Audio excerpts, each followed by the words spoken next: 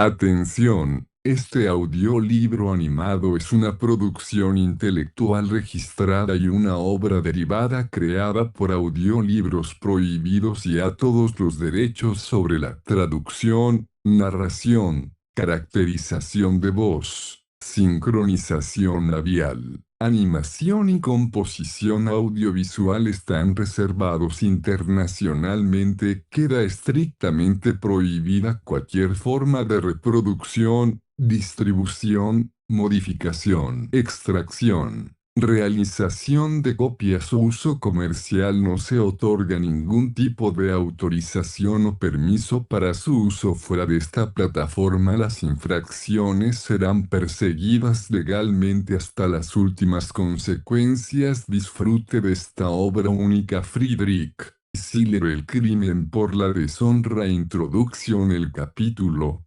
consagrado en los anales de la humanidad a la memoria de sus errores, es, a no dudarlo, aquel en cuyo estudio recogen el corazón y el alma más provechoso fruto. No se quebrantan las leyes de la razón sin que se desenvuelvan vehementes pasiones. Y cuanto por más tiempo ha quedado oculto el misterioso juego de los deseos en la opaca luz de los afectos vulgares, tanto más vigorosa y gigantesca es su aparición cuando la suscita un poderoso estímulo. El moralista que sabe discernir hasta qué punto le es dado al hombre disponer de sí mismo, enriquecerá sus doctrinas con las interesantes y útiles observaciones recogidas en este fértil y abundante campo. Causa admiración la unidad y variedad del corazón humano. Suele a veces una misma e idéntica tendencia, el propio anhelo, revestirse de mil diferentes formas, impelernos a variadísimas y aún contradictorias acciones. Otras, por el contrario, mil diversos sentimientos y deseos suelen ajustarse a la misma inclinación,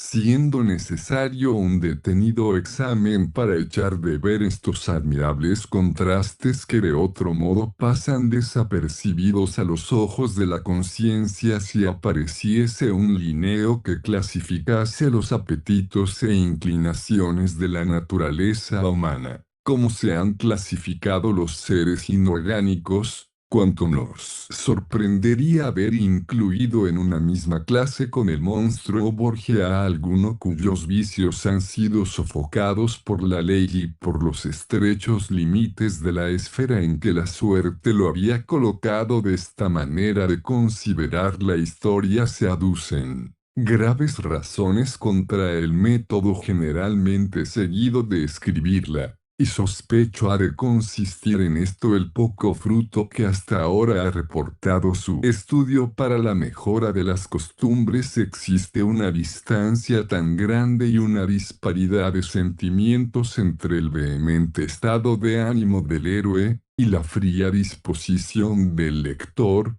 que le es a este sumamente difícil, si ya no imposible, comprender la conexión de los hechos que se le presentan. Es tal el abismo que separa el sujeto histórico del lector, que destruye toda posibilidad de comparación, todo lazo que pudiera ponerlos en contacto, y en vez de despertar en el ánimo de aquel un saludable sentimiento de terror que amonestase su soberbia, un gesto de extrañeza es todo el tributo que paga a las páginas de la historia. Consideramos al desgraciado que juntamente en la hora del crimen y en la de expiación era hombre como nosotros, cual una criatura de extraña naturaleza cuya sangre circula de diferente modo, y cuya voluntad está regida por otras leyes. Su suerte nos conmueve poco, porque la inquietud en semejantes casos está fundada en un oscuro presentimiento de que corremos el mismo peligro, y estamos muy lejos de soñar siquiera la proximidad en que estamos del crimen. Junto con la aplicación que pudiéramos hacernos del ejemplo se pierde su saludable influjo. Y de este modo viene a ser la historia en vez de una escuela de educación moral un miserable y pobre pasatiempo. Para conseguir su elevado fin se debe escoger necesariamente entre estas dos sendas. O hechizar al lector hasta poner su ánimo en el mismo apasionado estado que el del héroe, o presentar a este frío y tranquilo como el lector. Bien sé que tanto en los modernos tiempos como en la antigüedad, muchos de los más célebres historiadores han escogido el primer camino y han seducido el corazón de sus lectores con delirantes cuadros, pero predisponer de este modo el ánimo del público que lee, es usurparle sus derechos, es quebrantar los confines de sus atributos, porque este estilo pertenece exclusivamente al orador y al poeta. No queda pues al historiador más camino que el último. El héroe debe presentarse tranquilo como el lector, o lo que es lo mismo, debemos conocerle antes de verlo obrar. Hemos de estar presente a lo que pasa en su alma, paso a paso hemos de seguir, en su mente, el desarrollo de sus pensamientos y sentimientos antes de verlos reflejados en sus acciones, porque en ellos hay infinitamente más riquezas para el que sabe aprovecharse de ellas, y aún más todavía está reservado para el que se eleve hasta el origen de sus inclinaciones. Se han analizado los terrenos cercanos al Vesubio para descubrir la causa de sus erupciones, porque se ha de tener en menos la aparición de un raro fenómeno moral que la de uno físico,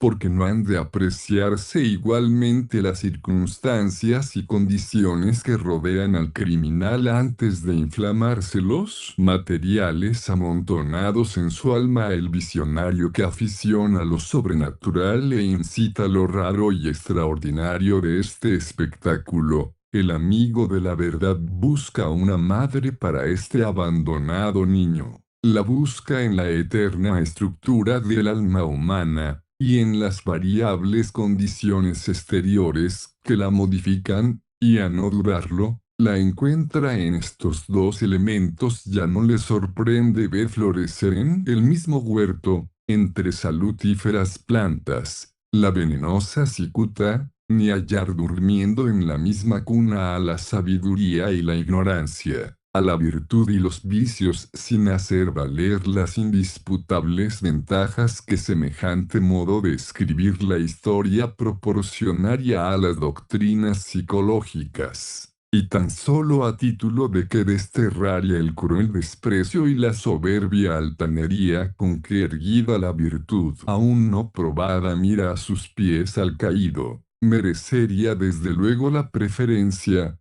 porque propagaría la divina tolerancia, sin la cual ningún fugitivo vuelve, ningún infecto o miembro de la sociedad se salva del común incendio, y sin la cual se hace imposible reconciliación de la ley con el que la ha ofendido. Tendría derecho el criminal, cuyas desgracias voy a contar, de reclamar este espíritu de misericordia, o estaba sin remedio perdido para la sociedad. No quiero anticipar el fallo del lector. De nada le aprovecha ya nuestra indulgencia, porque murió a manos del verdugo, pero la autopsia de sus vicios será una saludable lección para la humanidad, y quizá un consejo para la justicia de los hombres. Christian Wolff era hijo único de un posadero de la villa municipal, de cuyo nombre se calla por motivos que aparecerán en el curso de esta historia, y ayudaba a su madre, ya viuda, en el manejo del establecimiento. El negocio iba mal, la ocupación escasa, y las más de las horas las pasaba Wolf en el ocio. Creció el niño, y la mala fama de holgazán y desaplicado que sacó de la escuela, no la desmintió el hombre. Quejábanse las mozas de los desacatos que en ellas cometía, y los jóvenes envidiaban su ingenio.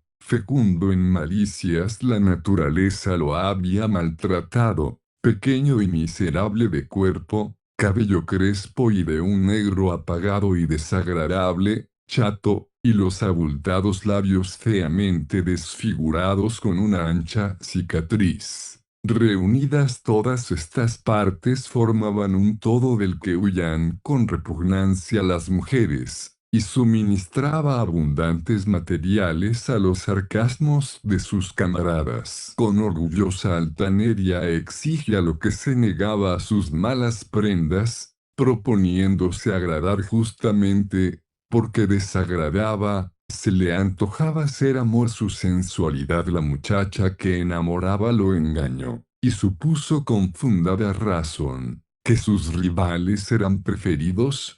Como era pobre la moza, creyó que el corazón que no se había abierto a su cariño se rendiría a sus dádivas, pero la miseria le oprimía, y lo poco que le producía su oficio lo consumía la vana presunción de adamar su persona demasiado ignorante y holgazán para mejorar el tráfico con nuevas especulaciones, demasiado soberbio y delicado para dedicarse a las tareas del campo, y apreciando en más la ociosa libertad que la productiva aplicación, escogió el que él creía inicuo, camino que otros muchos han seguido con mejor dicha. Lindaba el lugar de su nacimiento con vastas posesiones señorales, abundantes en casa, y aunque la vigilancia era grande, y severas las leyes, no faltaban atrevidos cazadores que se burlasen de ambas. A este arriesgado ejercicio se dedicó Wolf. Quiso la suerte que entre los amantes de Juanita estuviese Roberto, criado del guardabosques. Era Roberto mozo de gran malicia y astucia, así que fue todo uno, el percibir la variación que en el ánimo de su querida hacían las dádivas de su rival, y acertar con la oculta fuente de donde emanaban. Poco antes se había publicado un edicto que condonaba a los ladrones de casa al presidio correccional. Veló incansable Roberto los pasos del incauto Wolf,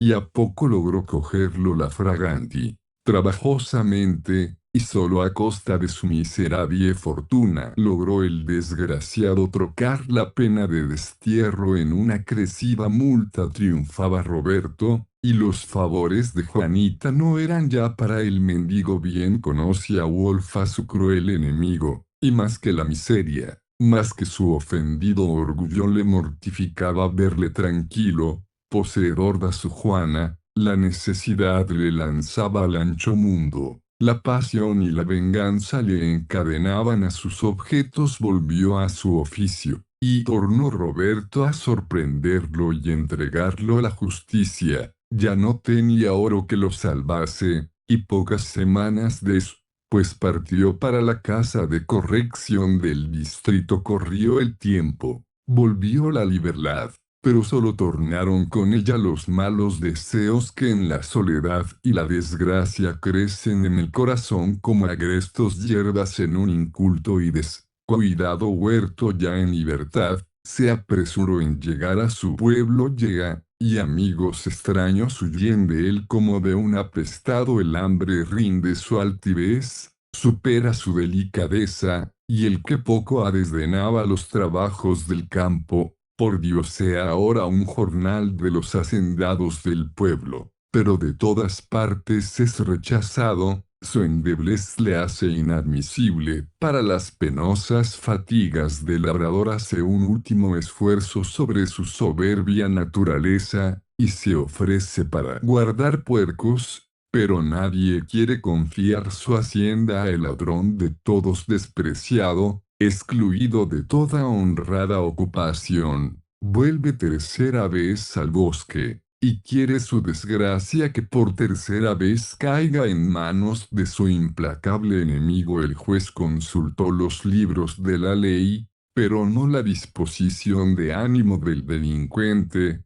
Tuvo solo presente que se necesitaba un solemne y ejemplar castigo, y condenó a Wolf a 3 años de trabajos públicos, y a llevar eternamente el recuerdo de su vergüenza en una horca que le quemaron en la espalda. Pasó el tiempo de la condena, Y salió del presidio otro hombre del que había entrado de este tiempo principia una nueva era de su vida. Oigámoslo a él mismo en su confesión: entré en el presidio un descarriado, y salí un perdido, aún conservaba en el mundo algo que amaba, y mi orgullo sufría cruelmente con la vergüenza. Me pusieron en la misma cuadra con 22 malhechores, entre los cuales había 2 asesinos. El escarnio era mi recompensa cuando oraba, y no pararon en esto, que me obligaron a blasfemar y cantar junto con ellos canciones obscenas. Las horas de descanso las empleaba aquella desalmada gente en referir la historia de sus pasados crímenes, y en discurrir el modo más fácil y seguro de cometerlos en lo sucesivo, cuando les fuese devuelta la libertad. En los primeros tiempos de mi encarcelamiento evitaba cuanto podía la compañía de estos desalmados, pero necesitaba un compañero, y la barbarie de mis guardianes había llegado al punto de separarme de mi fiel perro. Los penosos trabajos a que nos dedicaban debilitaron mi cuerpo, y juntamente con él enfermó mi alma. Necesitaba consuelo, necesitaba misericordia,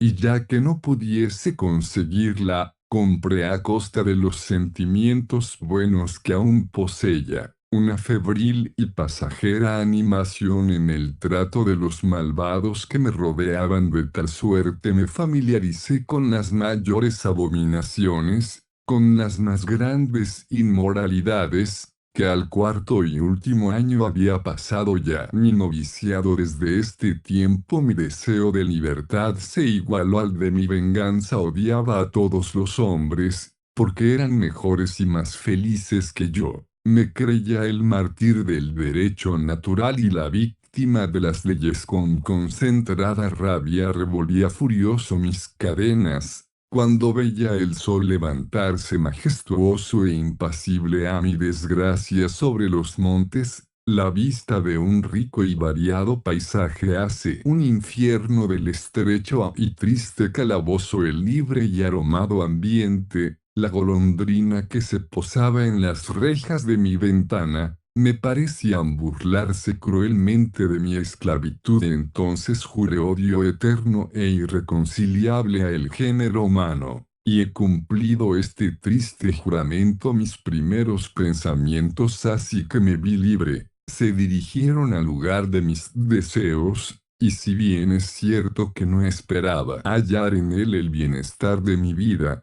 al menos pensaba encontrar un abundante pasto a mi venganza. Los latidos de mi corazón, al ver salir poco a poco la iglesia del pueblo de detrás de las copas de los árboles, no eran de gozo. La pura alegría que llena el alma al volver al lugar de nuestro nacimiento, la presencia de los objetos que primero conmovieron el corazón, quedaron sepultados en mi impureza. El recuerdo de las injusticias, de los desprecios que había sufrido, se despertaron en mi alma, manaba sangre de todas mis heridas. Apresuré el paso, y ya me regocijaba del terror de mi enemigo a mi inesperada aparición. Tanto ansiaba en aquellos momentos nuevas humillaciones, cuanto he temblado de eso, pues ante ellas pausalamente tocaba la solemne oración las campanas de la iglesia. Cuando llegué a la plaza del mercado, todos me reconocían, y todos huían de mí con repugnancia. Los niños habían sido siempre grandes favoritos míos. Le ofrecí una moneda de cobre a uno que acertó a estar junto. El muchacho me miró un instante, y me tiró la moneda a la cara. En una disposición tranquila de ánimo me hubiese recordado que aún conservaba la barba larga con que salí del presidio, y que daba a mi cara una expresión horrorosa. Pero el mal corazón me había ofuscado el entendimiento. Lágrimas como aquellas no han corrido nunca por mis mejillas. El muchacho no sabe quién soy, y sin embargo me trata como una despreciable bestia, me dije a mí mismo. He perdido la semejanza con los demás hombres porque siento que en adelante no los podré amar. El desprecio de aquel niño en cambio de la buena acción que había querido hacerme, me fue más amargo que los 3 años de presidio. Entré en un café, con qué intención no lo sé, pero bien me acuerdo que salí de él con rabia en el corazón. De los muchos antiguos conocidos que allí reunidos, ni uno se dignó siquiera saludarme. Así andaba buscando un asilo en que recogerme, cuando al volver de una esquina me encontré con mi Juana. Wolf exclamó, e hizo un movimiento para abrazarme. Gracias doy a Dios por tu vuelta, querido Wolf. Los harapos que la cubrían revelaban el hambre y la miseria, y sus modales me descubrieron el humillante estado a que había descendido. Algunos dragones del príncipe que poco antes había encontrado recorriendo las calles me dijeron lo demás. Vi bandera, exclamé con la risa del desprecio en los labios, y me separé de ella. Consolóme el ver una criatura más envilecida que yo. Mi madre había muerto, y mis acreedores se habían apoderado de mis cortos bienes. Nada tenía ya en el mundo. Antes evitaba con cuidado las miradas de los hombres. El desprecio me era intolerable, ahora las buscaba y me complacía en incomodarlos con mi presencia. Bien se avenía a mi propósito el no tener nada que perder ni conservar, ni tampoco necesitaba bienes, porque nadie sospechaba que los tuviese. El mundo está abierto a mis proyectos. Quizá hubiera podido vivir honradamente en otra provincia, pero me faltaba el ánimo aún siquiera de parecer honrado. La desesperación y la vergüenza habían acabado con mi pundonor. Si la soberbia y el orgullo me hubiesen animado, hubiera acabado con mi vida sin darme cuenta a mí mismo. Adopté el camino para que estaba mi alma más dispuesta. Solo recuerdo que quería hacer daño, que deseaba merecer mi suerte. En mi opinión, las leyes eran las bienhechoras del mundo, y esta razón era más que suficiente para proponerme ofenderlas. Anteriormente las había quebrantado por necesidad y ligereza, ahora intencionalmente, y para vengarme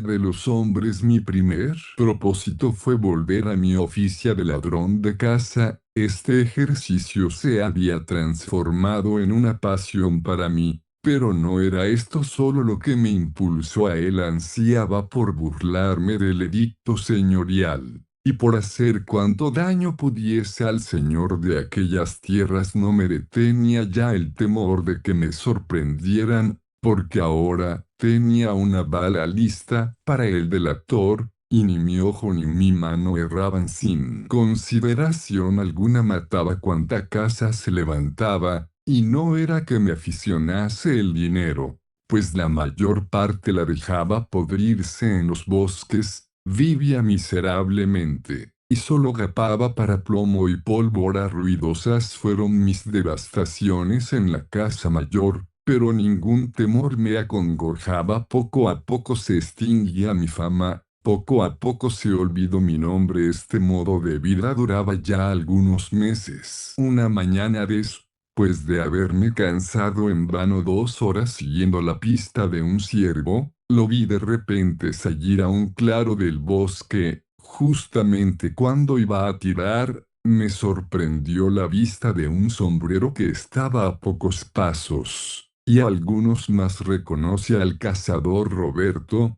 que detrás del tronco de una gruesa encina acechaba al mismo ciervo. Un frío mortal recorrió mi cuerpo. Allí al alcance de mi bala estaba el hombre que más aborrecía, la causa de todas mis horas de cruel amargura. La escopeta me pesaba como si el destino del mundo pendiese de ella, y el concentrado odio de mi vida entera movía convulsivamente el dedo que había de hacer el movimiento homicida. Una horrorosa e invisible mano echó un velo sobre todos mis sentimientos, Bien se mostró en aquel negro momento cuál había de ser el destino de mi desgraciada vida. El brazo temblaba al permitir al fusil seguir la fatal dirección, golpeaba los dientes, el aire entraba como si quisiese desgarrar mis pulmones. Un minuto, quedó indeciso el curso del cañón entre el hombre y la bestia. Un minuto tembló. Un minuto, aún un minuto lucharon el bien y el mal destrozando mi alma. Al fin venció la venganza, y Roberto yacía muerto a mis pies. El arma cayó con el tiro. Asesino, repetí por mucho tiempo. El bosque me parecía un callado y solitario cementerio. Me pía a mí mismo pronunciar pausadamente, pero como si una voz extraña lo dijese. Asesino. Largo rato estuve ante el muerto sin movimiento y sin habla, hasta que una risa me volvió a la vida. ¿Hablarás ahora, buen amigo?, dije, y después de haberlo vuelto boca arriba y cerrado los ojos que tenía abiertas, me apresuró a alejarme del sitio. Principiaba a sentirme extraño a mí mismo. Hasta entonces había pecado a costa de mi vergüenza. Pero ahora había sucedido algo que no podía resarcir ni aun a costa de mi propia sangre. Una hora antes nadie me hubiera persuadido que había una criatura más desgraciada que yo bajo el cielo. Ahora empezaba a sospechar que una hora antes era de envidiar. Al cabo me interné en el bosque, pero pocos pasos había andado cuando advertí que necesitaba dinero para llegar a la frontera. Me faltaba ánimo para volver al sitio y tomar el reloj que poseía el difunto. Aterradores pensamientos del demonio y de la presencia de Dios me asaltaron en este punto, y tuve que reunir todo mi atrevimiento para dirigirme a la escena del crimen. Encontré lo que deseaba, y a más algún dinero, del que tomé el necesario para mi viaje, y dejé lo demás junto con el reloj. Poco se me daba pasar por un enemigo personal de Roberto, pero se me importaba mucho pasar por un ladrón. Continué apresuradamente mi camino hacia el interior del bosque que se extendía hacia el norte hasta tocar con la frontera. Hasta el mediodía corrí sin tomar aliento, y bien me avino porque la velocidad de la carrera ahogó los gritos de mi conciencia. Pero a medida que se debilitaba el cuerpo se hacían oír más formidables, más inmisericordiosos. El temor de la justicia divina no ocurrió a mi angustiada fantasía. Bien es verdad que un temor me acongojaba, pero me acuerdo cuál fuese confusas asociaciones de la horca, de la cuchilla y de la ejecución de una infanticida que había presenciado en mis juveniles años se agolpaban atropelladamente en mi imaginación. No podía familiarizarme con la horrorosa idea de ser desde aquel momento deudor de mi vida a la justicia humana. A veces comprendía los sobresaltos, las agonias del porvenir. Otras dudaba de que un solo hecho hubiese de tal suerte trastornado mi posición social. Penosos, terribles eran los esfuerzos con que procuraba traer a la memoria los males, las humillaciones que por la crueldad del difunto habían acumulado sobre mi cabeza. Pero con él murió mi memoria. No podía recordar lo que pocos momentos antes me había puesto furioso. No alcanzaba porque había asesinado. Permanecí inmóvil delante del cadáver hasta que el chasquido de los látigos y chirriar de los carros me advirtió la proximidad del camino, y que debía pensar en mi seguridad. Mil medrosas figuras volvían y revolvían a mi alrededor, ya tomaban forma en los árboles, ya desaparecían confundiéndose con los álamos. Espantoso porvenir, la vida y la eternidad, la vida y sus incansables tormentos, y sus angustias mortales, la eternidad y sus inciertos horrores eran las sendas, una de las cuales necesariamente había de recorrer. Me faltó valor para matarme, e incapaz de vivir y de morir pasé la sexta hora de criminal,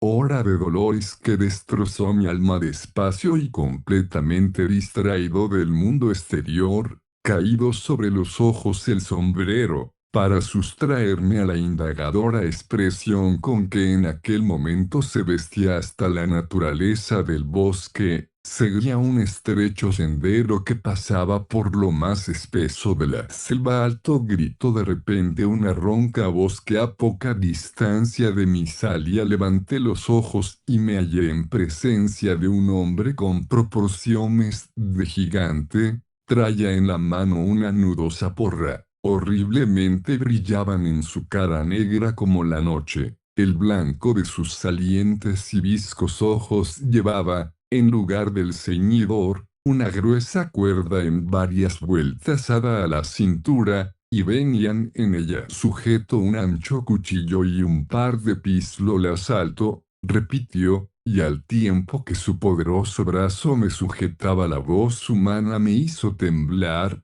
pero la presencia de un malvado me animó. Desgraciada situación la mía. Temer, huir del hombre honrado iba a ser en adelante mi destino. ¿Quién sois, hermano? Dijo a este punto el del garrote. Un malvado como tú. Si no me engañan las apariencias, el sendero no pasa por aquí. ¿Qué buscas en estos apartados lugares? ¿Qué derecho tienes de preguntármelo? Dije con soberbia. El del bosque me miraba de arriba abajo, como si quisiese comparar mis formas con las suyas, y descubrir en mis miembros el apoyo de mis altaneras palabras. El temor de perder no te detiene la lengua, hablas brutalmente como un mendigo. Bien puede eso ser, pero de ayer acá ya no lo soy. No me detendría el temor de jurar en falso, dijo el otro riéndose, para jurar que a la presente tu traza no te recomiendo a por cosa mejor por algo peor. Y con estas palabras quise seguir mi camino. Hola amigo,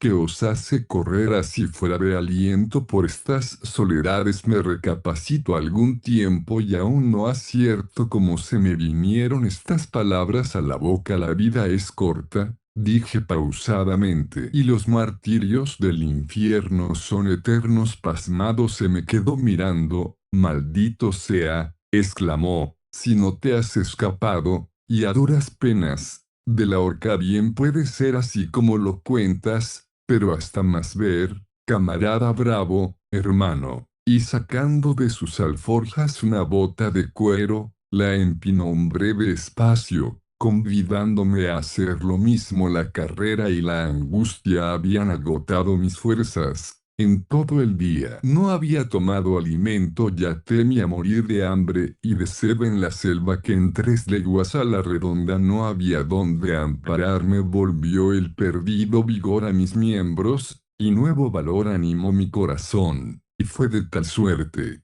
que ya no me creía tan desgraciado, y con la esperanza renació el amor a la vida. Tan benéfico influjo tuvo la bienvenida bebida. Tan desesperado estaba, que con el mismo diablo me hubiera asociado por tal de tener alguno a quien confiar mis dolores. El del bosque se tendió en la verde hierba, yo seguí su ejemplo. Tu hospitalidad ha reanimado mis fuerzas. Solo te la puedo pagar con mi confianza. Entre tanto había encendido su pipa el del bosque. Hace mucho que andas en el oficio. ¿Qué quieres decir con eso? Me preguntó.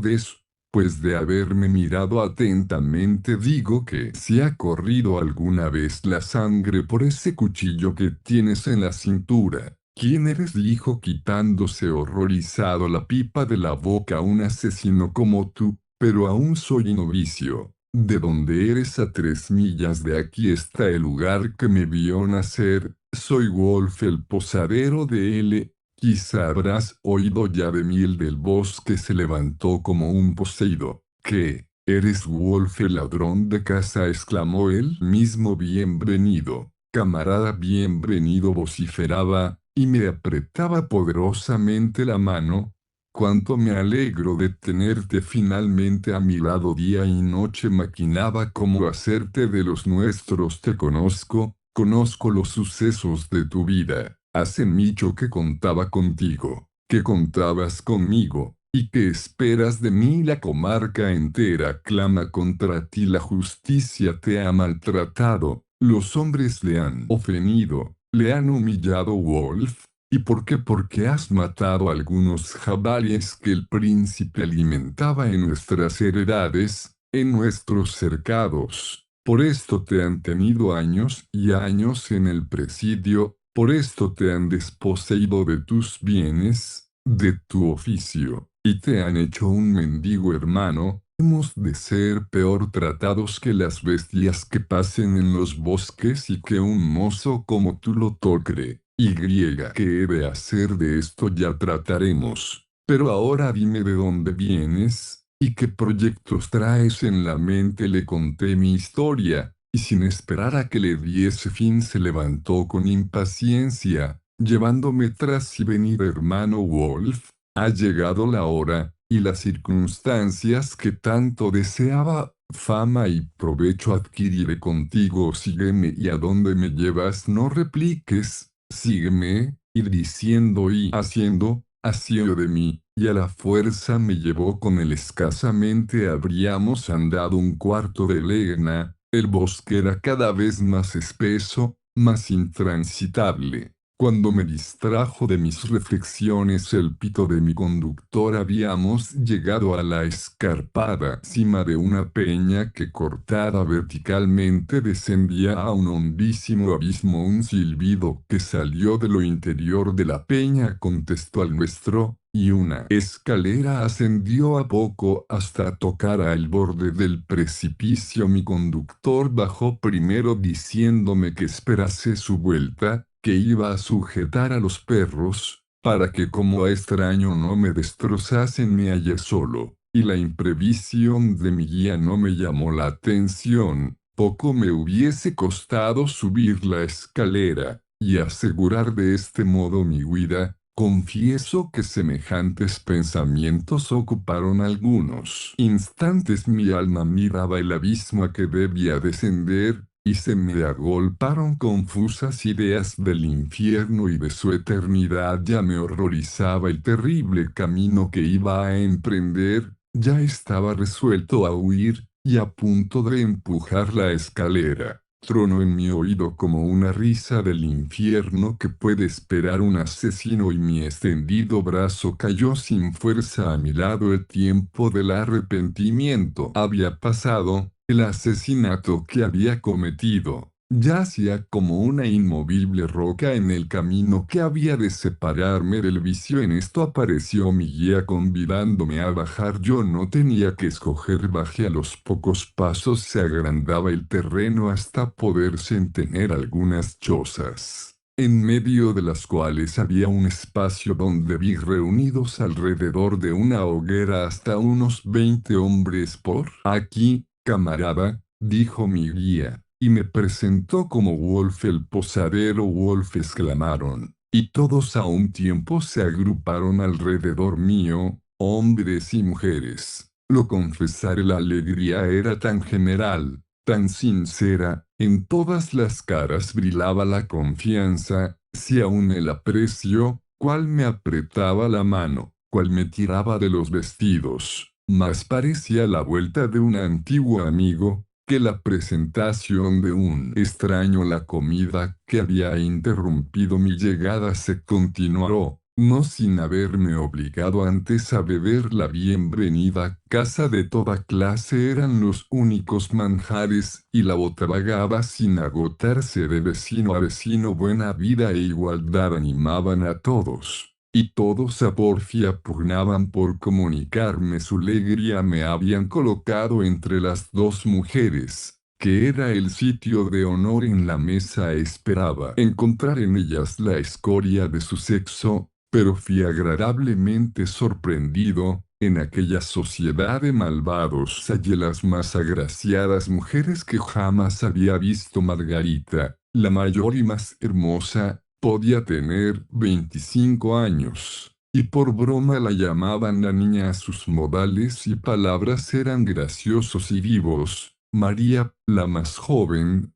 Había estado casada, y su marido la había abandonado. Era más delgada, estaba más pálida, y parecía más delicada que su fogosa vecina. Ambas a porfia procuraban agradarme, pero mi corazón escogió a la tímida María. Ya ves, hermano Wolf, dijo el hombre que allí me había traído, ya ves cómo vivimos. Cada día es semejante al pasado, ¿no es así, camaradas todos como el presente? Repitió toda la banda. Pues decídete a seguir nuestro modo de vivir, y sé nuestro capitán. Hasta ahora lo he sido yo, pero gustoso te cedo el puesto. ¿Qué os parece, compañeros? Un alegre sí salió de todos los pechos. Mi cabeza ardía, estaba embriagado, y mi sangre hervía con el vino y la alegría. El mundo me había desechado como un apestado. Aquí halle cariño fraternal, buena vida y honores. Cualquier camino que quise escoger me conducía al cadalso. Aquí a lo menos podía vender cara. Mi vida. Amor había sido siempre mi pasión favorita. El otro sexo me había hasta ahora despreciado. En este sitio esperaba dichas y favores. Poco me costó determinarme. Soy de los vuestros, camaradas, dije adelantándome entre ellos,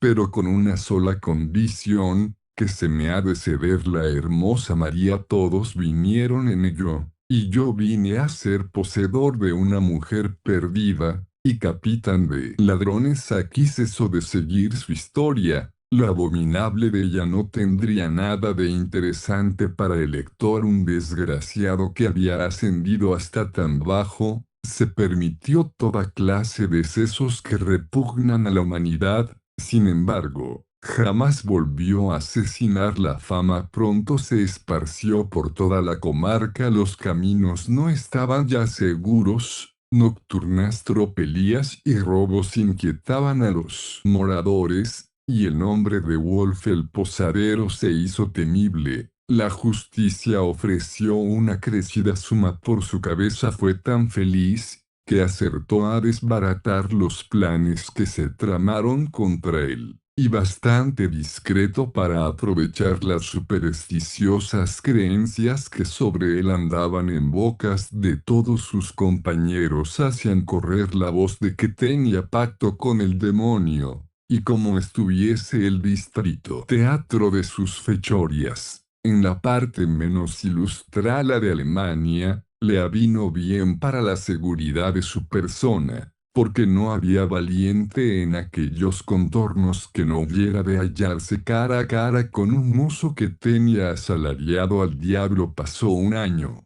y empezó a hacerle insoportable el género de vida que llevaba la banda. No llenó las esperanzas con que se había halagado en la ilusión de la embriaguez y los placeres. Descubrió cuán horrorosamente se había engañado. El hambre y la miseria sustituyeron la aparente abundancia con que le cautivaron. ¿Cuántas veces no expuso su vida para no morir de hambre? La buena imagen de la fraternidad desapareció, y en su lugar se elevaron la envidia y los celos, y la mortal desconfianza. Grandes sumas se ofrecían al que le entregase, y además un completo perdón si había sido partícipe en sus crímenes. Poderosísimos, irresistibles alicientes para desalmados cansados ya de su triste vida. El desgraciado bien conoce el peligro de su situación.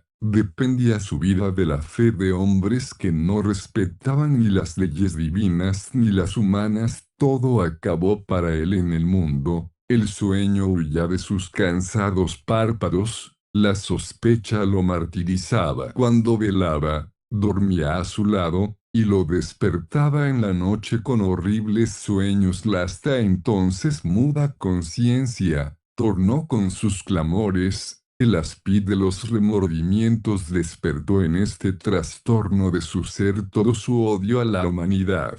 Volvió su agudo filo contra él mismo. Perdonó la naturaleza y se maldijo a sí propio. El vicio había completado su obra en el desdichado, Su naturalmente buena razón venció las desgraciadas ilusiones que lo habían descarriado, conoció y sintió el abismo a que había descendido, y la melancolía llenó su alma en vez de la vehemente desesperación de los primeros momentos. Ardientes lágrimas le hacía derramar el deseo de que volviese el tiempo que para siempre huyó. Sentía una íntima seguridad de que lo emplearía de muy distinto modo. Tenía esperanzas de ser aún honrado, y esta esperanza la fundaba en el sentimiento de que podía serlo en la cumbre de la degradación. Estaba más cercano al bien que quizá lo había estado antes de sus primeras faltas. Por este tiempo estalló la guerra de los 7 años y los alistamientos de gente que se hacían por todo el reino alimentaron sus esperanzas. En esta ocasión escribió una carta a su soberano, que presento a mis lectores: si no repugna a vuestra alteza descender hasta mí, si alcanza su misericordia a grandes criminales como yo, prestadme oído. Serenísimo señor, soy asesino, soy ladrón,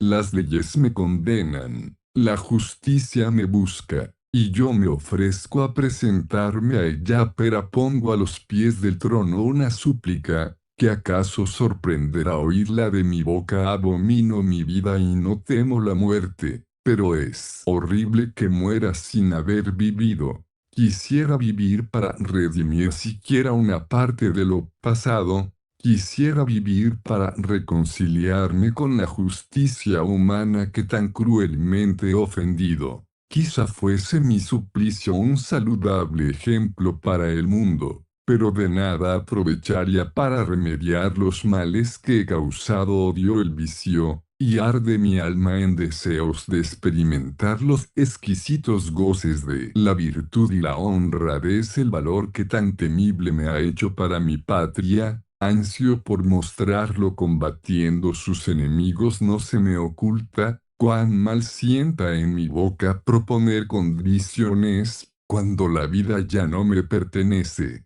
pero no aparezco ante la justicia arrastrando las cadenas de criminal. Todavía soy libre, y ninguna parte tiene el temor. En el paso que ahora doy gracia, misericordia pido, aun cuando poseyese títulos para ser juzgado con indulgencia, no sería osado a aprovecharme de ellos. Quiero sin embargo acordar uno que deseo no pase desapercibido a los ojos del que me ha de juzgar. Principian mis crímenes desde el momento que acabó mi honra. Si la equidad hubiera presidido la elección del castigo con que se quiso remediar mis faltas, no necesitaría implorar ahora su misericordia. Ocupe la clemencia el lugar de la justicia, y si es en vuestro poder interceder por mí, hacedlo, Señor. Y concededme la vida que de hoy más la dedicaré a serviros, si os dignáis anunciarme el favorable éxito que no dudo tendrá mi súplica. Si vuestra Alteza se interesa en mi suerte, los papeles públicos le harán llegar hasta mí. Si así no fuese, haga su deber la justicia de los hombres. Yo haré el mío. Esta súplica y dos más que se siguieron, en las que el desgraciado pedía ser admitido en el servicio militar de su señor, quedaron sin respuesta. Toda esperanza de perdón huyó de su alma y determinó huir del país para ir a servir y morir como valiente soldado en el ejército del rey de Prusia. Como mejor pudo, burló la vigilancia de sus compañeros y emprendió el viaje. A tiempo que anochecía llegó a un pueblo y, por creerse seguro, quiso reposar en él. Poco tiempo antes, y por ser el señor de aquella tierra, príncipe de la corona, y haber tomado parte en la guerra que a la sazón se hacía, muy severas órdenes se habían dado a los magistrados para vigilar los que iban y venían. Acertó a estar ya prevenido el portasguero cuando llegó Wolf al rastrillo del pueblo. En su presencia contrastaban muy singularmente lo ridículo y lo terrible el flaco rosin que montaba, las deshermanadas piezas de su vestido, que más revelaban la cronología de sus robos que el gusto que había presidido su elección, hacían resaltar tanto más su fisonomía en la que yacían la furia de las pasiones como mutilados cadáveres en un extendido campo de batalla. El guarda quedó admirado de tan extraña figura, había encanecido en el oficio, y una práctica de 40 años le había hecho excelente fisionomista. No le engañaron las sospechas que concibió al ver a aquel hombre. Le cerró el camino y al tiempo que cogió las riendas del caballo le pidió el pasaporte. Wolf, que venía preparado para este caso, dio un pasaporte que pocos días antes se había apropiado de los despojos de un rodado comerciante, pero no bastó este solo testimonio al desconfiado portasguero, que creía más a sus ojos que al papel, y obligó a seguirle ante la autoridad. El magistrado del pueblo examinó el pasaporte y lo encontró corriente, pero no quiso dejar pasar esta ocasión, que él se imaginó le deparaba su buena fortuna, sin departir un rato de noticias políticas, de las que era grande aficionado y eterno disputador. Tanto más le estimulaba el aguijón de sus deseos, cuanto sabía por el pasaporte que su dueño venía del teatro de la guerra. Le envió, pues, el escribiente con corteses ofrecimientos de su casa y persona. Mientras esto pasaba, estaba Wolf parado en ver la plaza de Cabildo, siendo la mofa del populacho. Contentáronse al principio con mudas chocarrerías, mostrándose unos a otros con ridículos gestos el Rosin y el caballero, hasta que, no conteniéndoles ya la extrañeza, rompieron en un bullicioso tumulto. Para colmo de desgracia era robado el caballo que así llamaba la atención, y ya se imaginaba que las señas del caballo junto con las suyas venían en el señalamiento que de su persona se había pasado a las autoridades. La inesperada hospitalidad del magistrado vino a convertir en certidumbre sus sospechas. Tuvo por cosa averiguada que, descubierta la superchería del pasaporte, aquella invitación era un lazo para cogerlo sin resistencia. Tan cierto es que una mala conciencia enmudece las facultades del alma. Metió espuelas al caballo, y rompió por entre la gente sin contestar a el recado del corregidor. Esta repentina fuga fue el asil del levantamiento. A el pícaro vociferaban de todas partes, y todos se arrojaron tras él. Fue un momento de vida o muerte. Ya les había ganado un buen trecho. Sus perseguidores, faltos de aliento, desistían los más de su empeño. Estaba próximo a salvarse, pero una invisible mano se levantó contra él. La hora de su suerte había pasado, y la inexorable némesis se apoderó de su deudor. La calle que escogió no tenía salida. El ruido de lo que pasaba había alarmado a todo el pueblo. La gente llenaba las calles. Por todas partes no había más que enemigos amenazando. La muchedumbre con una pistola procuraba abrirse campo por entre sus filas. Esta bala, les dice, castigará el atrevido que intente detenerme. El temor tuvo a todos quietos. Un arrojado herrero se arrojó sobre él por detrás y le descoyuntó el dedo con que iba a hacer fuego. Cayó la pistola, y el desarmado fue conducido ante el cabildo. ¿Quién sois?, preguntó el juez con brutal tono. Un hombre que está dispuesto a no contestar sino a corteses razones. ¿Quién es Bechica? ¿Quién parezco ser? La Alemania entera he recorrido, y en ninguna parte he encontrado la insolencia más en su puesto que aquí. Vuestra repentina huida le hace a Bechica muy sospechoso. Porque huya Bechica? Porque me faligaba ya ser la mofa de este su populacho. Bechica amenazó de hacer fuego. No estaba cargada la pistola. Se examinó, y se halló ser cierto lo que decía el prisionero. Porque traía Béchica armas ocultas me habían aconsejado hacerlo así, a causa de un cierto Wolf que infesta con sus robos y correrías esta comarca. La desfachalez con que hasta ahora ha contestado Béchica a mis preguntas, en manera alguna recomiendan su carácter. Quiero, sin embargo, dejarle tiempo hasta mañana para que reflexione si no le estaría mejor descubrirme la verdad mañana. Repetiré lo que he dicho hoy, que conduzcan el prisionero a la torre, dijo el juez a los alguaciles que presentes estaban a la torre. Señor magistrado, mirad bien en lo que hacéis,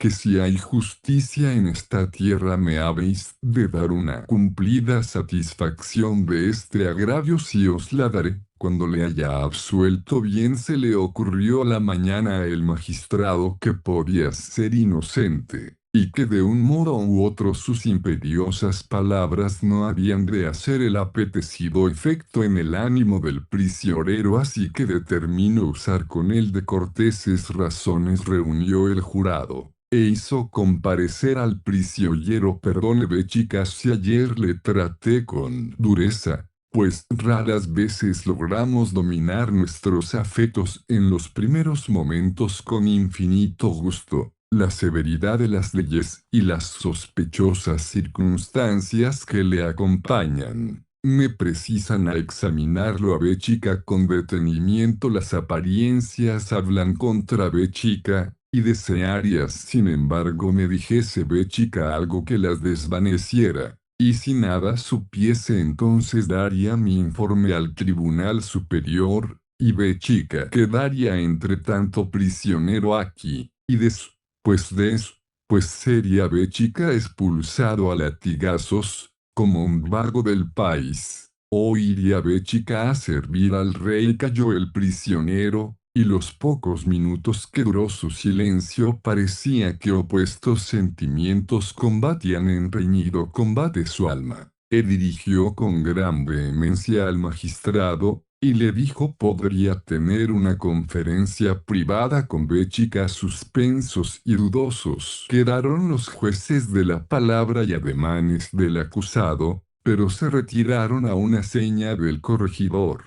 ¿Qué desea Béchica?, preguntó. Así que estuvieron solos. La dureza con que me trató ayer jamás hubiera arrancado de mi pecho confesión alguna, mas la cordura y nobleza de hoy me han inspirado amor y confianza. ¿Qué me tenéis que decir? El corazón me dice que sois de condición generosa. Ay, hace mucho que mi alma necesitaba un alma como la vuestra, y le tomó las manos con muestras de gran amor y veneración. Que me queréis. Esa cabeza cana y venerable ha combatido muchos años las tormentas de la vida y las pasiones de los hombres. ¿No es verdad que habéis aprendido a ser indulgente con vuestros semejantes, señor? No comprendo a dónde se dirigen sus palabras. Pocos pasos os separan de la eternidad. Pronto necesitaréis misericordia ante Dios. No se la negaréis a un hombre. No presiente Béchica nada, no sospecha con quién habla. ¿Quién sois? Me atemorizáis. Aún no presiente Béchica nada. Escriba Béchica al príncipe como me habéis hallado, y que yo de propia voluntad he sido mi delator,